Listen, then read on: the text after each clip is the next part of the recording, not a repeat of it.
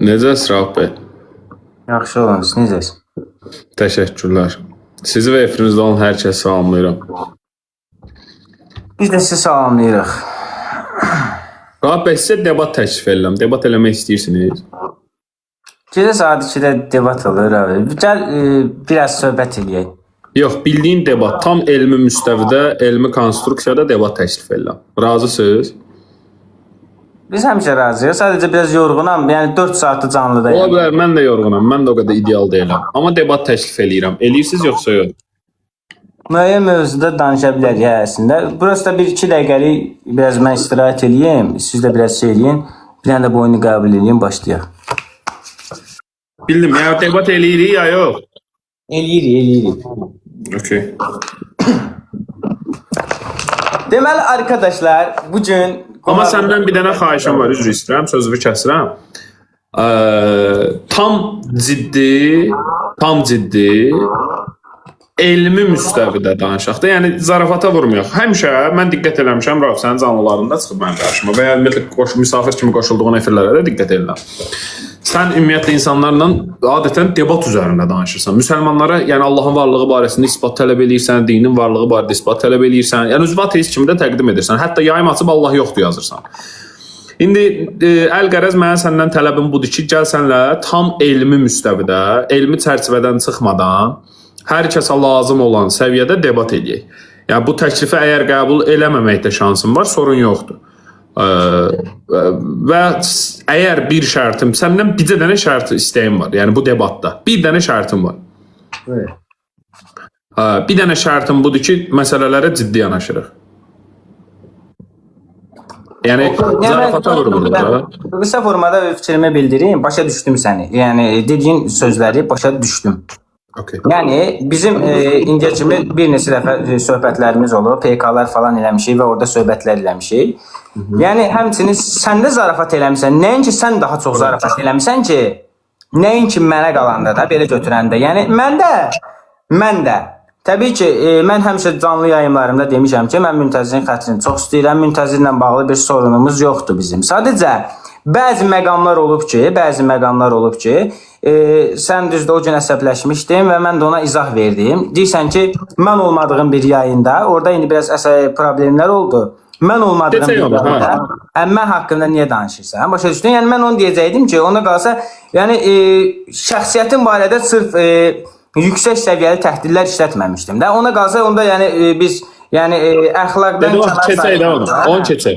Reperlər də bir-birinə dis atırlar da. Onda onlar pis oxlandılar, onu deyəcəkdim. Yəni. Onlar necə oğlanını bilmirəm, amma mən reper deyiləm. Keçək də bu məsələləri. Mən səninlə bunun söhbətini eləmirəm də. Sənə debat təklif edirəm. Açıq təklifdir. Bu meydan, bu da şeytan.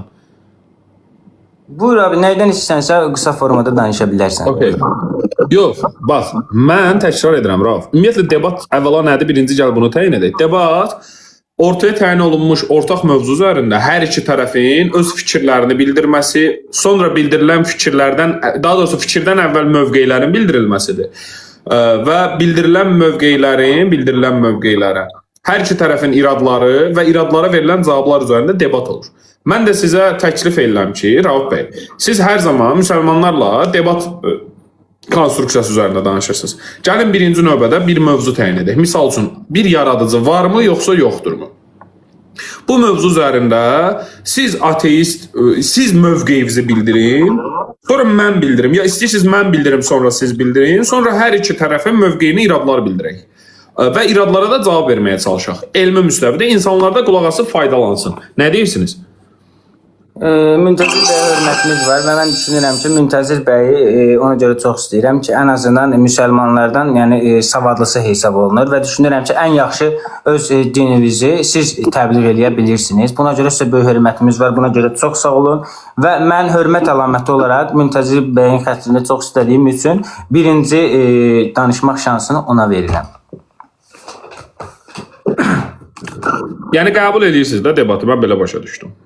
Okay. Bismillahirrahmanirrahim və salatu və salamu alə seyyidina Muhammedin və alihi tahirin alə lənətullahi və aləl qövmil zalimin. Deməli, Rauf bəy, mövzumuzu öncədən təyin etdik ki, bizim mövzumuz nədir? Mövzumuz budur ki, bir yaradıcı varmı, yoxsa yoxdurmu? İlk növbədə bu barədə mən öz mövqeyimi bildirim, bəyan edeyim, sizə də məlum. Çox üzr istəyirəm Müntəzir bəy, bax siz danışırsınız da, mən susacağam. Xahiş edirəm, danışdığınız müddət ərzində mənə sual verməyin. Nəqli cümlə ilə danışın. Yo, zaten bəyandır. Hal-hazırda mövqeyimi bildirirəm mən sizə. Bu tanışığınız və yaxud da bilmirəm, Mücahid bəydə də görmüşəm onu. Danışır 5 dəqiqə. 5 dəqiqənin içində 35 dəqiqə və fikrimizi yayınlayın. Mən qəti sual verməyəcəm.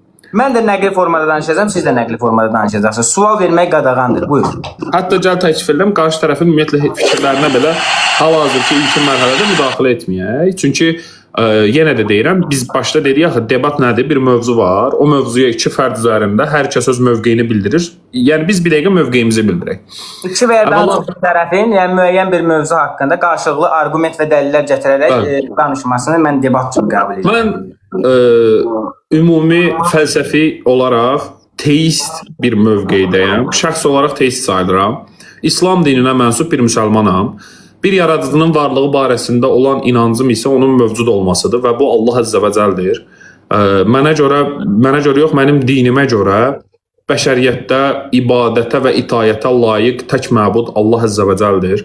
Allahın varlığına ağıl inayət eləyir, inkar etməmək üçün və mənim inancıma görə, hətta etiqadıma görə bir yaradıcının varlığını inkar etmək ağıl işi deyildir. Mənə görə bir yaradıcı yoxdur demək o kəsin nə məntiqdən, nə fəlsəfədən, nə də elmdən zərrə qədər anlayışının olmamasını göstərər.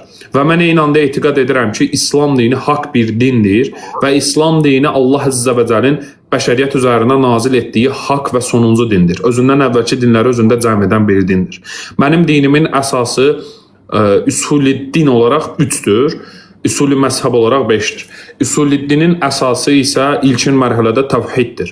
Təvhid bir yaradıcının, yəni Allah Əzzə və Cəlin mövcud olduğu və ondan başqa ibadətə heç bir məbudun layiq olmadığını göstərən bir əsasdır. Mənim dinimin əsasına görə dinimin əsasının ikinci predmeti Peyğəmbərin peyğəmbərliyi, yəni nübüvvəti təsdiq etməkdir.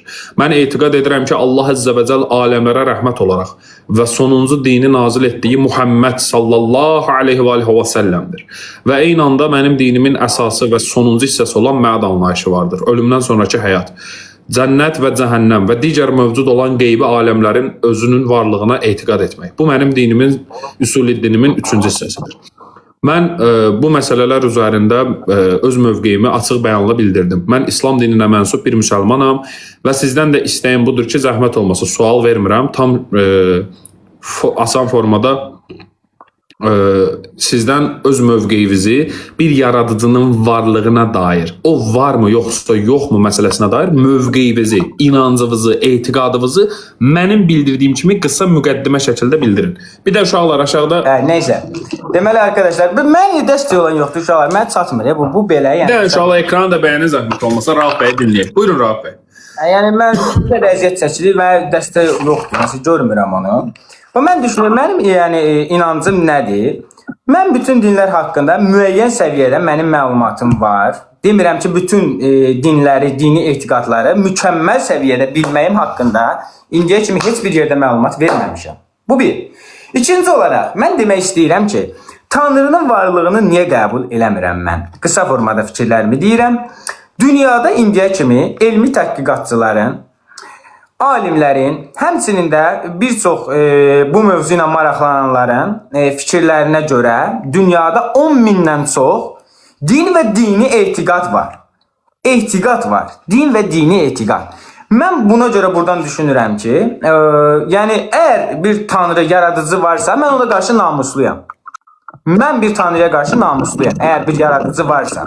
Sadəcə əgər yaradıcı tanrı insana seçim şansı verirsə, okey, mən bunu qəbul edirəm. Yəni hər insan hər qoyunu öz ayağından asacaqlar dedikləri kimi, hər insan öz elədiyi əmələ görə sorğu-sual olunsun, imtahan olunsun, razıyam.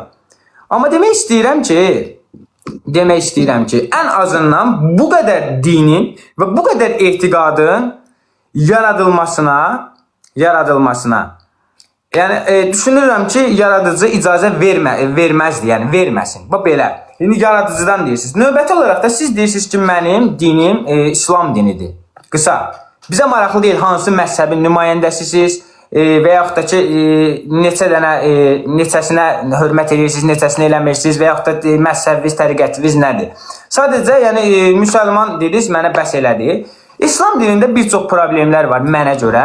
Məsələn, İslam dininin İslam dinində əsaslanan Qurani-Kərim kitabında qadın haqları mənə görə müdafiə olunmur. Qadına orada tarla kimi yanaşırlar və yaxud da digər bir şeylər. Həmçinin də ki, məsələn, belə deyim də, Taha surəsindən danışaq. Taha surəsi 70-74-dən danışaq. 70-də deyir ki, Musa əsanı yerə atır, əjdaha olur və yaxud da 74-də deyir ki, günahkarlar sonsuz bir əbədi əzaba düçar olacaqlar. Mən düşünürəm ki, əgər vahid yaradıcı bu qədər mərhəmətlidirsə, nəyə görə axirət əgər varsa, axirətdə öz yaratdığı bəndəni sonsuz əzaba düçar eləyir. Həmçinin də indiyə kimi dində keçən, məsəl üçün, yaradılışda olan Adəm və Həvva yaranıb ilk olaraq. Buna aid elmi şəkildə zərrə qədər də müəyyən olunmuş bir dəlil yoxdur. Və elmi dəlilləri mən nəyə əsasən deyirəm? Məsələn, arxeoloji qazıntılar olsun və yaxud da digər bir şeylər. Növbəti olaraq da demək istəyirəm ki, yəni bu qədər qısa danışım ki, çox uzun olmasın da, mən də yorğunam. Bugün çox söhbət eləmişəm.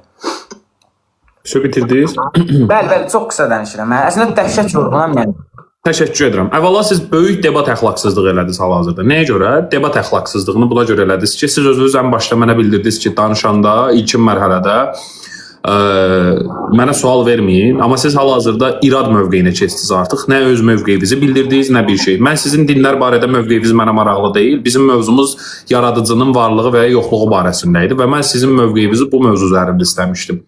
Qaldı ki, ikinci böyük xətavız siz bildirdiniz ki, 10 min, üzr istəyirəm, böyük alimlərin və elm adamlarının araşdırmalarına görə ortaya çıxarılmış təxmini bir statistikaya əsasən 10 minə yaxın din vardır dediniz. Çox böyük səhv elədiniz.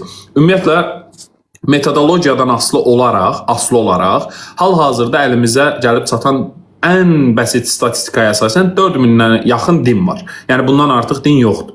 Amma yenə də mən sizin iradınıza cavab verməyəcəm. Niyə? Çünki bizim debatımızın ilkin mərhələdə ən başlanğıcı bu idi ki, siz öz mövqeyinizi bildirin görüm, yaradıcı varmı yoxsa yoxmu? Və ya ümumiyyətlə bu mövzuya dair sizin inancınız, sizin mövqeyiniz nədir? Mən din barədə mövqeyinizi istəmirəm. Mən sizin yaradıcı barədə mövqeyinizi istəyirəm. Bu arada onu göstərdiniz, mən də gəlin bunu göstərim. Bəzi mənbələr dünyada 4000-dən çox din və inanc olduğunu qeyd edir. Yəni qeyd edeyim, sizə biləsiniz. Sizin də qeyd etdiyiniz mənbədə fərqli bir mənbə ola bilər. Yəni İTOK-da mənim araşdırmam budur. Əlqərəz. Yəni bizə bu ekrana qoyduğumuz məlumat o qədər də biz üçün əhəmiyyət kəsb eləmir. Çünki bu akademik bir səviyyədə qaynaq deyil.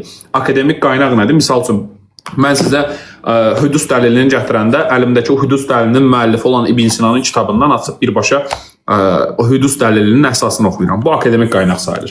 Ümumiyyətlə debatda bu ikinci əxlaqsızlığımızdır. Xahiş edirəm debat qaydalarına riayət edin. İndi təkrar olaraq mövzunun ən başına qayıdıram. Bir yaradıcının varlığı və ya yoxluğu barəsində, yəni yaradıcı varmı yoxsa yoxmu? Bu barədə etiqadınızı bizə bildirin. İrada yox, etiqadınızı bildirin. Mən bilim də sizin etiqadınız nədir? Sizin inancınız nədir? Yaradıcı varmı yoxsa yoxmu? Çünki bunun orta yolu yoxdur. Məntiqdə bir şey ya var ya yox. Bir şeyə inanda nə var nə yox ola bilməz. Ya da bilmirəm cavab deyil. Əgər cavab bilmirəm desə biz sizdən sağollaşaq. Çünki bu rasional bir cavab olmayacaq biz üçün. Yaradıcı varmı yoxsa yoxmu? Konkret cavab istəyirəm. Bu barədə mövqeyinizi bildirin. Yəni inancınız nədir? Qısa lakonik izah edeyim. Ehtimaldır ki, mövqeyi bildirin nə deməkdir bilmirsiniz. Yəni belə deyə bilərsiniz. Mən ateistəm və mənə görə bir yaradıcı yoxdur. Bunu desəz məsələ bitir. Xahiş edirəm bu formada öz mövqeyinizi bildirin. Yəni bu qədər də bilgisiz deyilsiniz də yəqin ki, mövqeyinizi bildirə bilərsiniz hər bir halda. Buyurun Rahab bəy. Və qısa kəsin də xahiş edirəm. Uzun danışmayın ki, mənim verəcəyim cavablar da uzun çəkməsin. Buyurun. Lənətə gəlsin. Nə qədər yorğun olsam da danışacağam və tam ciddi və adekvat formada demək istəyirəm ki, mən fikrimi bildirirəm və sizin də fikrinizə hörmətlə yanaşıram. Mən sizin hansısa bir mövzudan kənara çıxan fikrinizi əxlaqsızlıq olaraq qəbul eləmirəmsə, siz də mənim hansısa bir fikrimi əxlaqsız, debat əxlaqsızlığı deməyinizi düzgün qəbul eləmirəm. Növbəti olaraq da demək istəyirəm ki, indiyə kimi bir çox elmi araşdırmalar falan filan var və insanlar bir çox, yəni mənim canlılarıma gələn insanlar olsun, yəni sizin verdiyiniz suala cavab verirəm ki, gəlir məsələn deyir ki, insan kimi mükəmməl bir varlıq necə yaranır, necə öz-özünə yaranır bu?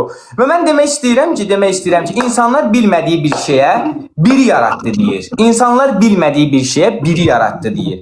Xahiş edirəm mənim danışdığım fikirləri bir dinləyib qəbul eləməyi bacarın, axırda fikirlərinizi bildirərsiniz. Yəni emosional reaksiyalar verməyiniz bizim umurumuzda deyil. Növbəti olaraq da demək istəyirəm ki, yəni əgər bir tanrı, mənə görə tanrı yoxdur. Deyirəm ki, insanları Tanrı yaratmayıb, təkamül nəticəsində sadə üzvü birləşmələr olsun, daha sonra məsəl üçün Big Bang nəzəriyyəsi nəyə əsaslanır? Big Bang nəzəriyyəsi əsaslansın Albert Einstein'in nisbilik nəzəriyyəsi olsun, həmçinin Edwin Hubble'ın teleskopu ilə müəyyən olunub ki, kainat genişlənir. Mənə görə ruh anlayışı da yoxdur. Dində ruh anlayışı var, ateizmə görə ruh anlayışı yoxdur. Mən deyirəm ki, insanın yəni hərəkətləri falan filan digər bir şeylər insanın beynindən və sinir sistemindən asılıdır. Və insan həyatı tərk edəndən sonra, öldükdən sonra bitir, yox olur, heçliyə qovuşur. Burada dayanıram, qısa-qısa danışıram. Buyurun. Əvvəla debat əxlaqsızlığı demək şəxsin öz şəxsinə aid deyil. Yəni sən özün əxlaqsız insan olmaya bilərsən. Bu debat əxlaqsızlığı debat zamanı istifadə olunan bir ifadədir. Girib onu da oxuya bilərsiniz, öyrənə bilərsiniz. İkinci olaraq mən təkrar olaraq sizə bildirdikdən sonra ki, yaradıcı yoxdur, varmı barəsində mövqeyinizi bildirin. Siz dediniz ki, mənə görə yaradıcı yoxdur, insanları bir yaradıcı yaratmayıb. Ümumiyyətlə, birinci növbədə insanların yaradılışı Allah yoxdur demək deyil. Yəni, insanlar təkamül nəticəsində mövcud olubsa, bu yenə də Allah yoxdur demək deyil. Ümumiyyətlə, dünya Big Bang ilə mövcud olubsa, bu əksinə bir yaradıcının mövcud olmasına daha böyük dəlalət edər. Nəinki belə. Çünki, əgər cavabınız budursa, o zaman sizə dərhal yerindəcə bir sual vermək istəyirəm. Və çox xahiş edirəm. Debat əxlaqsızlığı elədirsiniz. Mən mövzunun canlının başlanğıcında deyim ki, sual verməyi hər iki tərəfdən qazandı. Bunun qayıtları var. Debat eləmirik biz, bəy. Dediniz ki, heç bir sual verməyəcəm.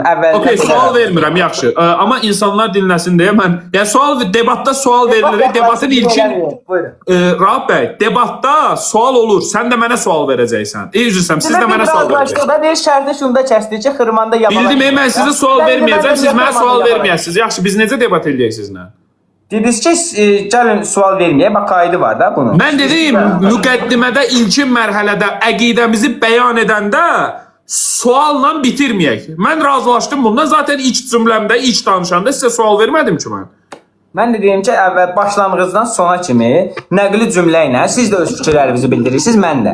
Yəni bu o debat olmadı uşaqlar artıq. Bu oldu prosta dərdləşirik Raufla. Okey, bununla da razıyam. Sual verməyək. Raufun bizim suallarımızın qarşısında qaçmağının səbəbi nədir bilmirəm. Amma yenə də cavab verirəm. Yəni sualı qoyuram qırağa, sual vermirik. Sayda cümlələrdən danışırıq. Əvvəla Rauf bəy bildirir ki, Big Bang. Ümumiyyətlə Big Bang teoremi, yəni kainatda genişlənmənin baş vermə məsələsi 1929-cu ildə Edwin Hubble tərəfindən təyin olunmuş, yəni kəşf olunmuş Hubble teleskopu vasitəsilə 1990-cı ilə qədər aparılan araşdırmalarda kainatdakı genişlənmənin mövcud olduğu tapılıbdır və bu da Big Bang teoremini daha da gücləndirib. Amma Big Bang teoremi mövcud olduğu yoxdur demək deyil. Çünki Big Bang'in mövcud olması maddə və zamanın başlanğıcı deməkdir. Amma bu Big Bang'in özünün necə baş verməsi demək deyil. Bizə Rauf bəy Big Bang'in necə baş verməsini izah eləməlidir ki, öz-özlüyündə heç bir təsir görmədən, heç bir təsir olmadan Big Bang'in necə baş verməsini bizə izah eləməlidir ki, baxın Big Bang baş verib, o heç nədən təsirlənməyib, ona heç nə təsir etməyib, ümumiyyətlə heç nə yox idi, birdən-birə Big Bang baş verdi. Bu prosesi Rauf bəy bizə izah etməlidir. Yox, əgər izah edə bilmirsə, ümumiyyətlə danışdığımız mövzuda Big Bang oldu, yaradıcı yoxdur. Bu nə də rasional bir çıxarış deyil və məntiq xətasıdır. İkinci növbədə, insanların yaradılış məsələsi, təkamülün mövcud olması və ya təkamül vasitəsilə insanların primatlardan, yəni insana bənzər məxluqlardan günümüzün insanına gəlib çatması, Burada da bir neçə problem var. Misal üçün, təkamül əgər Rauf bəy insanların inkişaf mərhələsini izah edirsə, o zaman Rauf bəy bizə insanların şuurunun necə inkişaf elədiyini, iradəsinin və qərar vermə qabiliyyətinin necə inkişaf elədiyini bizə ətraflı şəkildə izah eləməlidir. Amma ən əxsus insandakı şuur mexanizmini izah eləməlidir. Üçüncü məsələ isə bundan ibarətdir ki, təkamüldə üçüncü problem, ən böyük problemlərdən biri budur. İnsan bədənində mövcud olan 100 milyarda yaxın neyron və insan bədənində milyardlarla olan atom zərrəciklərinin hər biri ayrı-ayrılıqda hamısı bir yerə cəm şəklində toplanaraq insanda yəni vahid bir mən anlayışını necə formalaşdırdı. Zəhmət olmasa Rauf bəy təkamül nəzəriyyəsinə müraciət edərək bunu da izah eləyər bizə. Yəni mən sual vermirəm Rauf bəyə, amma izah eləməyini də tələb edirəm, çünki təkamülü Rauf bəy demişdi. Və ümumiyyətlə təkamülün mövcud olması niyə bir yaradıcı yoxdur deməkdir. Rauf bəy bunu da bizə izah etsin. Çünki təkamül var və onu yaradıcı edib demək niyə xətalı olsun ki? Rauf bəy bunu da bizə izah etməlidir. Çünki hələ din məsələsinə biz sonra gələcəyik. Məsələn, bir deist üçün bir yaradıcı var və o yaradıcı bütün kainatda baş verən prosesləri ən təməldə qoyduğu qanun uyğunluqla idarə edir. Rauf bəyə görə bir təkamülün mövcud olması və ya Big Bang-in olması yaradıcı yoxdur deməkdirsə, bu qəti şəkildə məntiq xətasıdır. Buyurun Rauf bəy. Bax, böyük partlayış, Big Bang nəzəriyyəsi nə deyir? Məsələn, bu ilk necə baş verir? Eynən çıxarda bilərsiniz. Bax, nə əlaqəsi var bunun mövzumuzla? Mən xahiş edirəm. Təşəkkür edirəm. Buyurun. Nəysə, belə. Deməli, uşaqlar, bax, Big Bang nəzəriyyəsi nə deyir? Bax, ilk dəfə mən belə deyim də, Big Bang nəzəriyyəsini ən azından danışa-danışa da Müntəzir bəydən bəzi izahlar istəyəcək növbəti danışdığı ərəfədə. Ən azından Big Bang nəzəriyyəsinin bir çox belə deyim, empirik və rasional dəlillərdən sübutları var, izahı var. Amma sizin irəli sürdüyünüz fikirlərin, yəni ancaq müəyyən bir kitab çərçivəsindən kənarda izahı yoxdur. Bu belə. İkinci olaraq da demək istəyirəm ki, Big Bang nəzəriyyəsindən əvvəl kainatda hər şey balaca bir, kiçik bir nöqtə halında olub, sıx, toz, qaz buludlarından ibarət bir zərrəcik olub, ondan sonra partlayış olub. Bu partlayış nəticəsində nə bilim, hidrogen, helyum yaranıb, protonlar yaranıb, digər bir şeylər yaranıb və istilik olub. Bunu nə ilə sübut eləmək olur? Bunu məsələn bu barədə Big Bang-ə aid dəlillərdən Albert Einstein'in nisbilik nəzəriyyəsini misal göstərə bilərəm. Ondan əlavə bayaq qeyd elədiyim kimi Edwin Hubble'ın teleskopunu misal göstərə bilərəm. Növbəti olaraq kosmik mikrodalğalı fon şüalanmasını misal göstərə bilərəm. Bu sırf elmdə belə bir şeylər qəbul olunub və müasir dövrümüzdə 21-ci əsrdə bir çox şeylər elmi yolla yanaşılır ona. Yəni hansısa bir kitabla və yaxud da digər bir inancla yanaşılmır. Bu belə.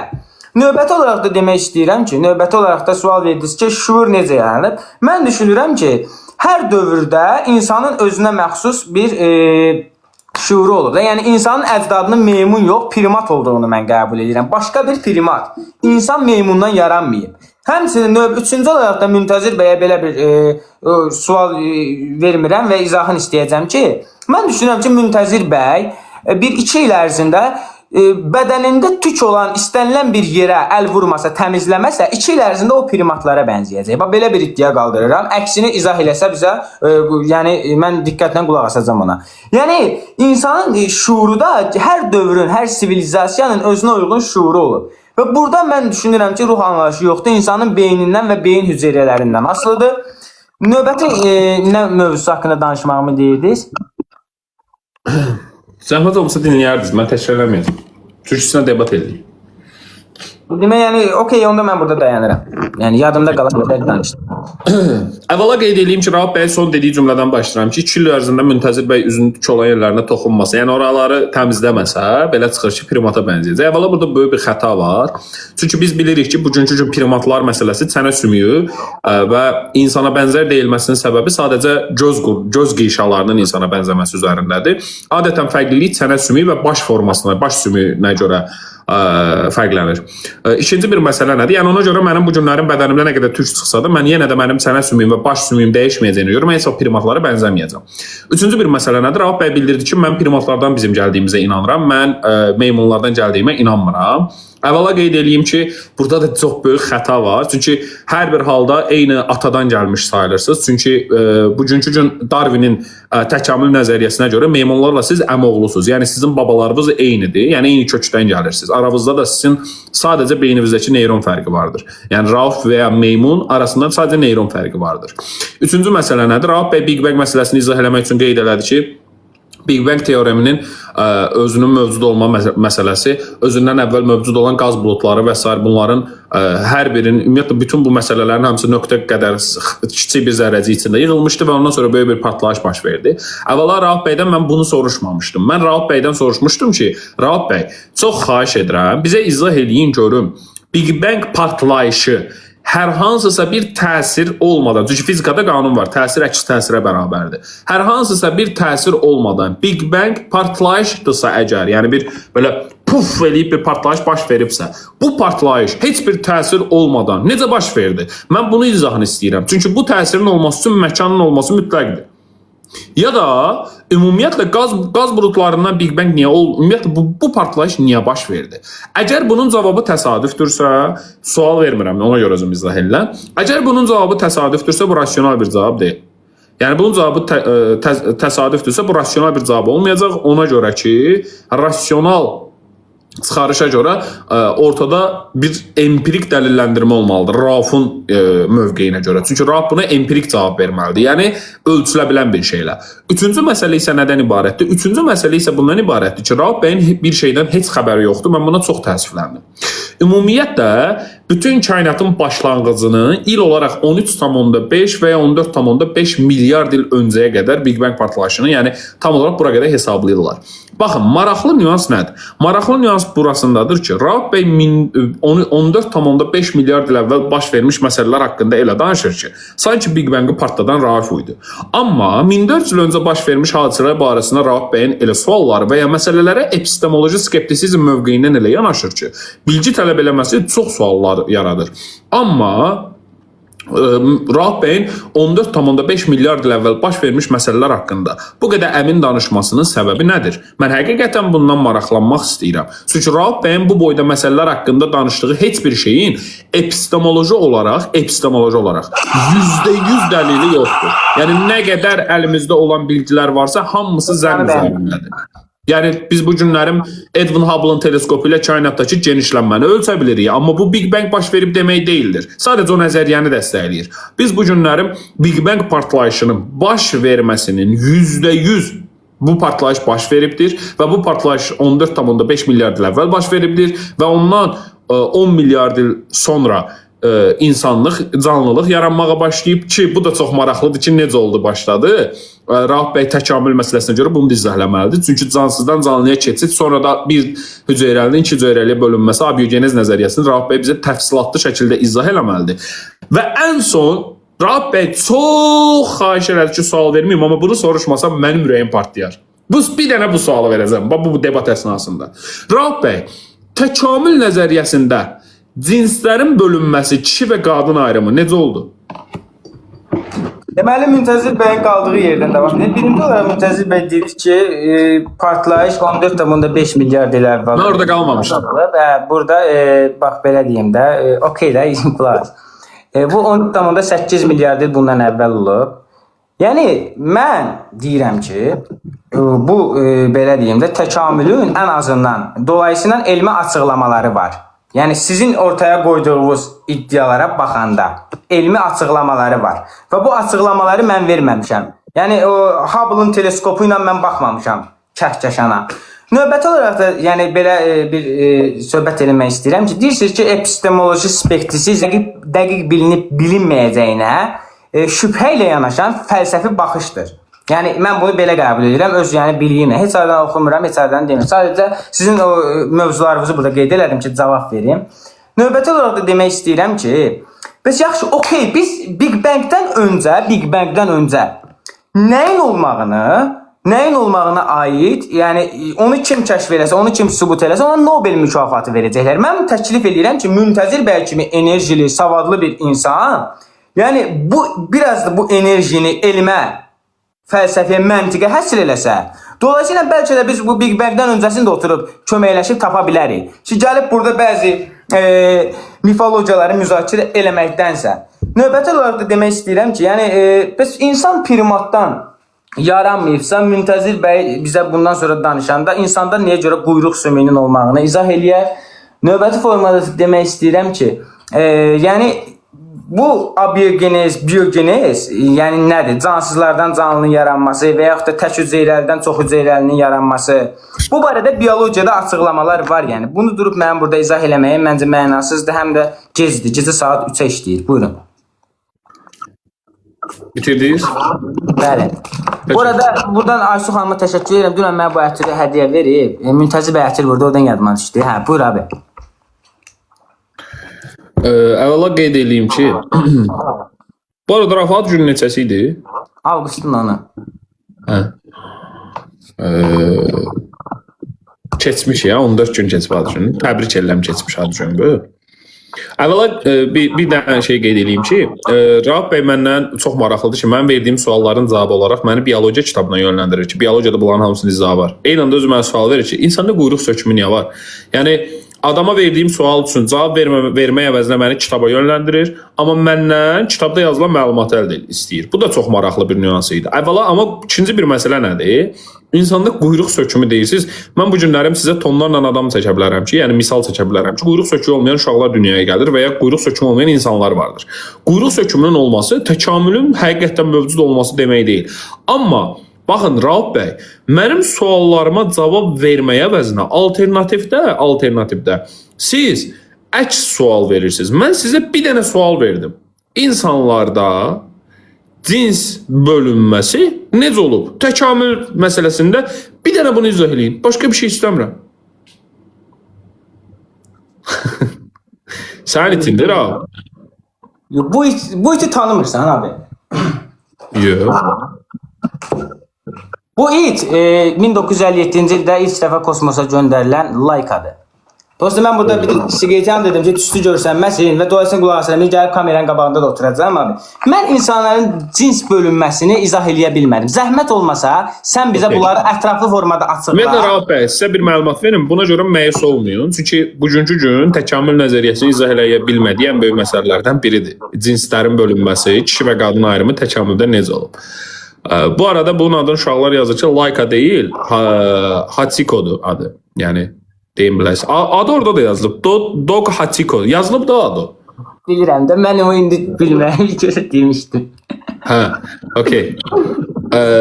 Rauf bəy, mən belə başa düşdüm ki, tam səmimi deyəcəm sizə. Həqiqətən xətrivə dəyməsin. Sən səmimi uşaqsan, səni çox istəyirəm. Nə barədə? Səmimiyyətim var, mən elə hiss edirəm. Qeyri-səmimi gəlmirsən mənə. Düzdür, nə qədər insanlar məndən fərqli fikirləşsə də. Amma həqiqətən tam səmimi bunu açıq-aşkar deyim ki, qardaş, sən debat predmetinə sahib deyilsən. Sən debat eləyə bilmirsən, Rauf. Sən ki, sadəcə dərdləşmək, söhbət, kimsə qalxsın yəni, hə, sən ondan emosional... Çünki biz sənlə debat eləyə bilmirik axı. Debat dediyin şey başqa bir şeydir. Yəni, mən sənə debatla bağlı, istəsən hazır olan bir iki dənə məqalələr var, ataram, baxarsan. Çünki mən debat dediyimiz şey tamam fərqli bir şeydir. Sənlə biz debat et, çayxana söhbətinə bənzəyir bizim söhbətimiz, qaqa. Tam sənmi edirəm. Səni çox istəyirəm, bax yenə edirəm. Dərman oradan götür, spam gələcək. Səni çox istəyirəm, onu götür, spam gələcək. Səni çox istəyirəm. Səmimi insansan, həqiqətən səmimi insansan. Və niyə çox istədiyimi də bilmirəm. Mən normalda ateistləri adətən çox istəmirəm. Amma sənin içində, yəni ateist, mən sən ateist kimi hiss edirəm. Məncə sən ateist deyilsən, çünki sən ənənəvi Azərbaycanlısan sadəcə. Çünki sənin verdiyin bu sualları bu günlərin mənim ətrafımda ənənəvi Azərbaycanlı olan 5 dənə dostum varsa onlar da verir. Yəni, deyim biləsiniz. Siz debat nədir Rauf bəy? Həqiqətən... Yaxşı da Müntəzir bəy, qulaq asın. Əgər mən debat nədir bilmirəmsə, indiyə kimi qarşıma dəfələrlə insanlar çıxır və onlara qarşı necə rəhimsiz, amansız olmağımı görmüsən. Və demək istəyirəm ki, ikinci olaraq, insanlar yaradılışı elmi yolla tam formada izah görə bilməyəndə, izah eləyə bilməyəndə təslim olur, deyir, yaradıcı var. Və mən deyirəm ki, elə bir sual verirsiniz ki, onu heç alimlər də tapmayıb da. Belə istəyirsiniz siz tapın Nobel mükafatına layiq olun. Onu yəni onu tapan adamlar bizim verdiğimiz suallar zaten felsefi olarak tartışılır yani. Bunlar kontekstində danışır. Üzr istəyirəm. Yok, Rauf, yaxın gəl. Bilirsiniz ki, özü yaxşı söz deyirəm. Bax, cins bölünməsi. Özü deyirsiniz ki, elm izah eləmir. Okey. Bax, zəhmət olmasa... Yox, mən başqa şey deyirəm. Deyirəm ki... Bu, Quran-ı Kərim kitabı ilə, iman gətirdiyiniz Quran-ı Kərim kitabı ilə mənə cins bölünməsini açıqla. Bu debat demirsən, qardaş. Allah izah eləyir. Sualdan qaçma. Bu kitabla, bu İslamçılıqla, bu dinlə, insanların bölünməsini, o cinslə bölünməsini falan filan açıqla. Ondan sonra biz başa düşərik. Burada nə var ki? Burada nə var ki, lənətə gəlsin, yorğunam özümdə, buyur. Bir də zəhmət olmasan o 53-cü surənin 45-ci ayəsini aça bilərsən. Bunu deyib çıxıb deyirəm bu arada. Qiyamət surəsinin 39-cu ayəsini aça bilərsən. Ya 53-ün 45-ini aç, ya 75-in 39-u. 53-ün 45-i yaxşıdır. Aç. Daha yaxın olsun sən.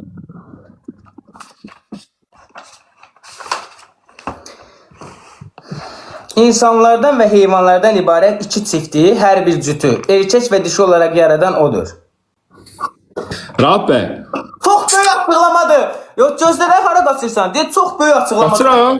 Dəhşət açıqlamadır. Rahat bəy, Allah Əzzə və Cəl insanların yaradılışında kişi və qadın ayrımı olaraq bölüb və açıq bəyanla bildirdiyi bir ayə var. O kitab, əlindəki o kitab, nə biologiya kitabıdır, nə anatomiya. O sənə durub təfsilatı ilə izah eləməli deyil ki, xromosomların 23-ündə belədir, 24-ündə belədir. Amma açıq bəyanla ayədə cinslərin bölümünü izah eləyir. Peyğəmbərin arvad almağından haqqında danışa bilir və yaxud da ki, kim kiminlə necə evlənir, nə varır, ondan danışır. Bir dənə yaradılışı açıqlamır ki, ondan ona görə danışır ki, qırğına çıxın bu. Mənim emosional hisslərimə toxunursan, sən səndən çox acı danışaram.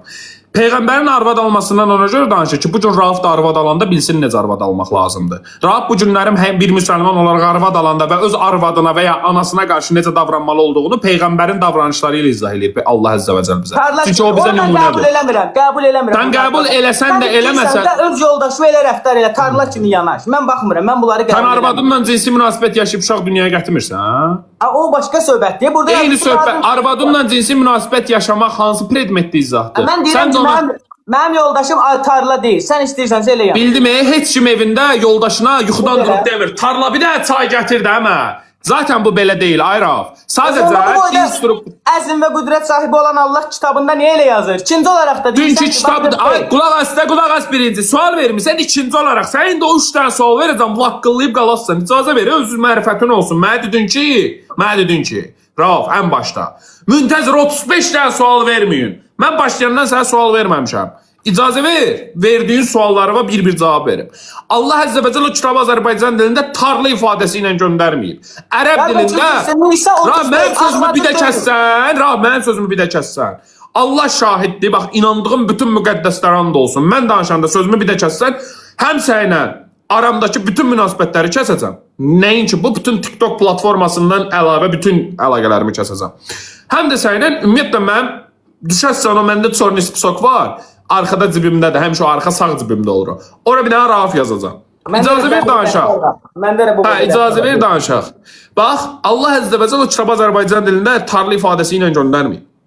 Allah Əzzə və Cəl o kitabı göndərəndə, ərəb dilində xüsusi bəlağət və fəsahətlə göndərib. Ərəblərdə orada bizim dilə tərcümə olunan tarla ifadəsi var ha. O sözün qarşılığı olan ərəb dilində o ayədə istifadə olunan o söz ərəb dilində bol nemət verən və çox uca bir şey sayılır. Yəni bu günlərim Azərbaycan dilində onun tarla olaraq tərcümə olunmasının səbəbi ərəb dilində işlənən o sözün bizim dildəki qarşılığının tarla olmasıdır. Amma ərəblər onu sənin başa düşdüyün, gedib əkin əkdiyin tarla kimi başa düşmür. Ərəblər onu bol nemət verən və çox uca bir müqəddəs bir şey kimi hesab edilir. Yəni bu günlərim ərəb dilində mövcud olan dil və dilçilik sistemindəki inkişaf mərhələsi ilə Azərbaycandakı bir deyil. Azərbaycan dilində istifadə etdiyin ifadələrin 90% ərəb və fars sözüdür. Sənə bu günlərim Azərbaycan dilində danışarkən sizin çox böyük olduğuna görə, dil və dilçilik sistemin çox böyük olduğuna görə, Azərbaycan dilində qarşılıqları bu cür olur. Yəni ona görə sən, məsələn, Ziya Bünyadov məcburdur ora tarla yazsın. Çünki o sözün Azərbaycan dilində zaten qarşılığı budur. Amma Ərəblər onu sənin bu günlərin başa düşdüyün o ateist beynindən, zehniyyətindən başa düşdüyün tarla kimi işlətmir ərəblər o sözü. Aydın? Qısa formada danışıram, Aydın Xırdalan gəlir, qısa danışıram. Okey, qulaq asın. Aydın ne dediyim? Bəli, bəli. Ben qısa formada danışıram, yaxşı. Mən sənə ayə ilə dedim ki, Quranda Allah cinsiyyət bölümünü necə izah eləyir. Açdın Nəcm surəsi 45 oxudun. Gördün? Var. Onu da deyirəm, bunu da deyirəm. Qulaq as, var açıq aşkar qardaş. Kişi və qadın var. Deməyə çalışıram da, bax sən deyirsən ki, danışdığım müddətdə sözümü kəsmə, düzdür, danışdım. Rav, qısa cavab istəyirəm də. Nəcm verirəm 45. də qardaş, cavabı verirəm də, niyə deyirəm? Nəcm 45. Cinsiyyət yaran iki cinslərin mövcud olduğu kişi və qadın ayrımı olaraq bölündüyünü izah eləyir. Yox, deyir insanlardan və heyvanlardan ibarət iki çifti, hər bir cütü erkək və dişi olaraq yaradan odur. Yox, erkək və dişinin yaradılmış. Qulaq as, erkək və dişidən bəhs eləyir orada. Bildim erkək və dişi deyir də, onu Rav, mən qulaq as, alternatifi sən ateist. Təkamüllə izah eləyə bildiyin erkək dişinin yaradılışını. Buna görə nə kitaba, nə də elmə ehtiyac yoxdur. İzah eləyə bildiyin təkamüllə. Biz baxırıq ki, bax, xoruz... Rav, izah edə bildiyin. Müntəzir bəy, dinləmiyorsun ki. İzah edə bildiyin təkamüllə. Sual verirəm. Dinləmiyorsun ki. Rav, izah eləyə bildin ya yox? Bu izah deyil, qardaş. Sən məndən danışmıram, qardaş. Mən sənə sual verirəm. Deyirəm təkamüllə cinsiyyət bölümünü izah eləyə bildin. Mən izah deyəndə bu formada izah eləyə bilərdim, bəli. Eləyə bilməzdin. Okey, qulaq. Bax, deyirsən Yaxşı, təkamüllə o formada izah elə də. Təkamüllə bunun çox mürəkkəb formaya gedib çıxır. Burada bir dənə... Ümumiyyətlə sən təkamüllə onu izah eləyə bilmərsən. Çünki onu bu təkamül nəzəriyyəsinin barisləri izah eləyə bilmir. Sən kim olaraq bunu izah eləyirsən, ay dost? Mən də sənə... Amma Allah Əzzə və Cəl açıq bəyanla şübhəsiz ki, o iki cinsi erkəyi və dişini yaratdı deyir ayədə. Amma sən Rauf, nə deyirsən alternatifdə? Yaxşı, deyək ki, dinlər yalandır. Yaradıcı da yoxdur. Okey. Rauf, məni izah elə, erkək və dişi necə yarandı? Raufun cavabı nədir? Bilmirəm. Təkamülün cavabı nədir? Bilmirəm. Amma mənim Allahım Quranda açıq bəyanla bildirir. Bu sadə cümlə ilə gedirik, Allahı qəbul edirik. Allah Əzzə və Cəl deyir də orada, mən sənin bilmirəminin əvəzində Allahın sözünü götürürəm. Mən bilmirəm yerinə varlığını seçirəm ki, Allah deyir mən yaratmışam. Mən sənin bilmirəmini niyə seçim ki? İndi bax bu məsələdən necə oldu Peyğəmbərin evliliyinə keçdin Rauf? Sən bu məsələdə emosional hisslərə niyə toxunursan? İndi mən sənə bir dənə sual vereyim. Materialist ateizmdə necə ki məndən empirik təməlləndirmə istəyirsən? Mən danışıb tutarım, necə sual verə bilirsən? Mənə qeyrət, əxlaq və namus, bir də vicdan. Qeyrət, əxlaq, namus və vicdan. Bu dörd anlayışı empirik olaraq izah elə. Ben danışırdım da, mən danışdığım mövzular qalır, qrafili necə cavab vermir. Ona da cavab verirəm. Mən deyirəm ki, insanın əxlaqının, namusunun, şərəfinin, qeyrətinin anlayışının, qeyrət anlayışının, onun dini inancından heç bir əlaqəsi yoxdur. Ay qardaş, mən demirəm nə ilə əlaqəsi var. Bu nə fikir? Mən sənin fikrinlə maraqlı deyiləm mənə ki, sənin fikrin nədir? Mən sual verirəm sənə. Sənin şəxsi fikrin mənə maraqlı deyil. Mən sənə sual verirəm ki, əxlaq, qeyrət, namus və vicdan İnsanda empirik olaraq mənə ispat elə görüm insan beyninin harasına aiddir. Mənim qolumdadır, budumdadır, beynimdədir, ürəyimdədir. Əxlaq insanın harasında yerləşir? Forması nədir? Rəngi nədir? Eni uzunluğu və çəkisi nə qədərdir? Mənə bundan danış. Buyur. Əxlaq insanın qanında olur, mən düşünürəm, vicdanında olur. Qanında? Bəli. Abi nə danışır kişi? Ay qaqaş, ateist sən onda, sən xüsusi bir inancın var onda. Qanda hüceyrələrdən başqa işin olmur, ay dost, sənin mövqeyivə görə. Deməli, adam mücərrəd anlayış nədir, hələ də bilmir. Mücərrəd anlayışlar mövcuddur. Mənə görə hə. Bəs yaxşı, Allahın varlığında niyə empirik əsas istəyirsən? Çünki Allah daha bu boyda məxluqatı yaradır. Bu boyda deyil məxluqat. Sənə sual verirəm. Mücərrəd olaraq nəsə mövcud ola bilirsə, niyə Allahın varlığında empirik dəlil istəyirsən? Cavab. Buyur. Mən bilmirəm ki, əxlaq, vicdan şəxsiyyət məsələsidir. Raf, cavab ver. Mən sənə ondan soruşmadım. Mən sənə sual verirəm. Mücərrəd mövcudluq varsa, əgər əxlaq mücərrəd olaraq varsa, vicdan mücərrəd olaraq varsa, niyə Allahın varlığına elmi dəlil istəyirsən? Amma qeyrət anlayışına yox. Niyə?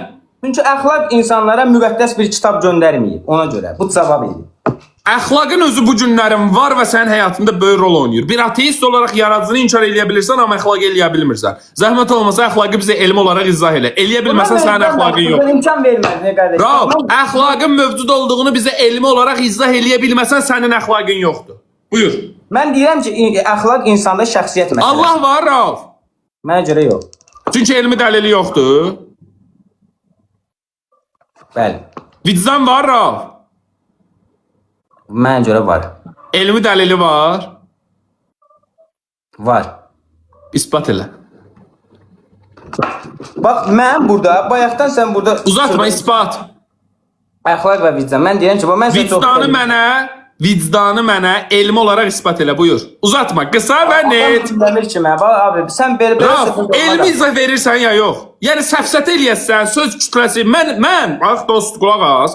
Mən səni bir dəqiqə elə manipulyasiya eləyərəm ki, başındakı papağı dirsəyivə taxarsan. Mən sənə deyirəm ki, mənə əxlaqın, qeyrətin namusa girmirəm, əxlaqın və vicdanı elmi olaraq ispat elə. Mənə laboratoriyadan bir dənə analiz gətir, əxlaqın sübut edir. Elmi formada sübut edirəm, bax. TikTokdasan da düzdür, bir də məndən peyk oynayırsan. Mənə monoloq eləmə, monoloq edirsən.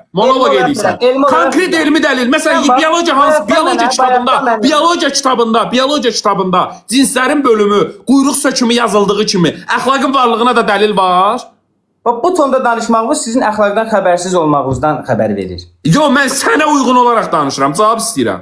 Bax, onda sən 5 dəqiqə əvvəl Peyğəmbərin şəxsiyyətinə toxunan ifadə işlətdikdə Peyğəmbərin arvad almasından danışır Quran. Halbuki belə bir ayə yox da. Mən əxlaqın varlığını dedim. Onda sən əxlaqsızsan, Rauf. Mən dedim ki, bax, əxlaqın... Diqqət eləyinə ki, elmi dəlili olmayan bir şey yoxdursa, onda Raufun əxlaqı və vicdanı yoxdur. Əxlaqın olmağını sübut eləyirəm indi. Elmi olaraq. Elmi olaraq sübut eləyirəm. Dinləyirik. Bax, burada bayaqdan mən səndən tamam sakit və hörmətli, mədəni bir ton... Mənə monoloq edirsən, Rauf. Elmi ispat bilirsən nədir, Rauf? Bax, bu var... Mən qulaq asmadığıma görə, bax, əxlaqı sübut edirəm. Bax, sən attım ya. Belə qaçmaq var idi. Budur, Rauf.